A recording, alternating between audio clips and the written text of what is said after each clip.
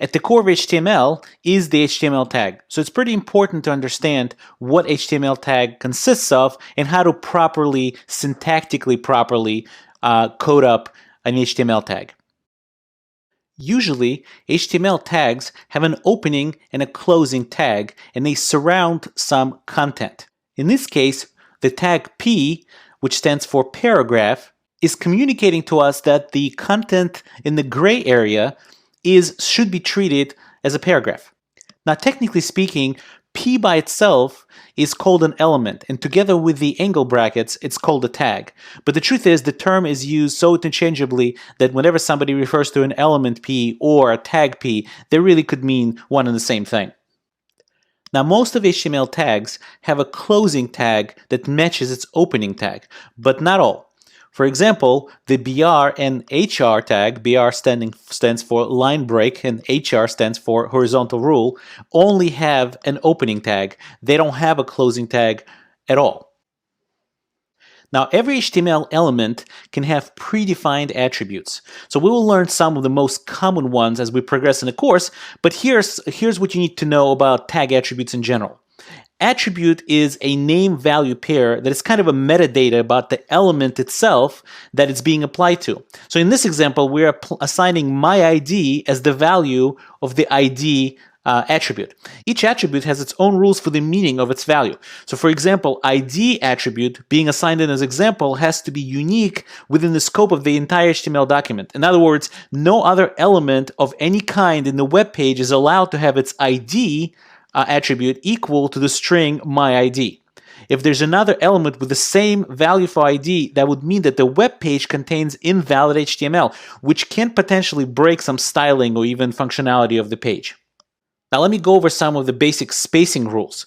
No space is allowed to exist between the opening bracket and the tag name. And likewise, space is not allowed between the opening bracket and the / of the closing tag. However, you must have at least one space between the tag itself and any of its attributes. And space is allowed everywhere else and is simply ignored. So if you have extra space after the P element in the opening tag, or if you have extra space between the equal sign of the attribute name and attribute value, or you have other spaces, even return characters, all that is completely ignored by the browser. One more rule. Attributes can only be specified on the opening tag, so you can't specify an attribute on the closing tag. Now let's talk about the value of attributes for a minute. In HTML5, enclosing the value of the attribute in quotes is technically actually not required in all circumstances, but nevertheless it's best practice to always surround the value of the attribute in either single or double quotes. It doesn't matter whether you use single or double quotes, they really are equivalent in HTML. A more interesting case arises when the value of the attribute itself contains quotes, so the actual value has quotes as part of its value. In this type of situation, the only thing you have to watch out for is making sure you close the quote in the opposite order of opening them.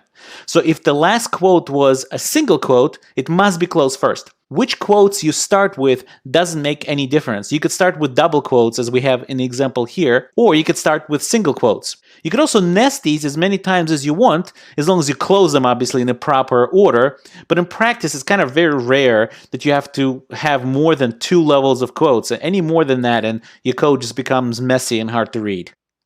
Now, if you've dealt with previous versions of HTML, especially XHTML, you might be familiar with the idea of a self-closing tag.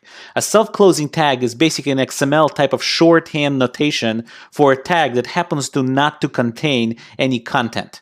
For example, if we wanted to have a placeholder in our HTML document for some other content that we'll dynamically perhaps insert at some later point, that would be one example when we would need to have an HTML tag that has no content to begin with. However, in HTML5, the tags are a little bit more semantic. So if an HTML5 tag is capable, meaning it can possibly ever have some content, it is illegal for that tag to be self-closing, even if there's no content at the moment.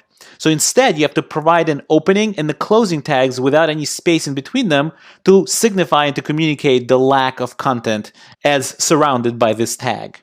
So in summary, we went over the anatomy of an HTML tag, the opening, the closing tags, the fact that it can have attributes describing what the tag itself is. Remember, they could use double and single quotes interchangeably. Just make sure that if there's actual quotes in the value of an attribute, you have to interchange them in the same order that you opened them. You have to close them in the opposite order.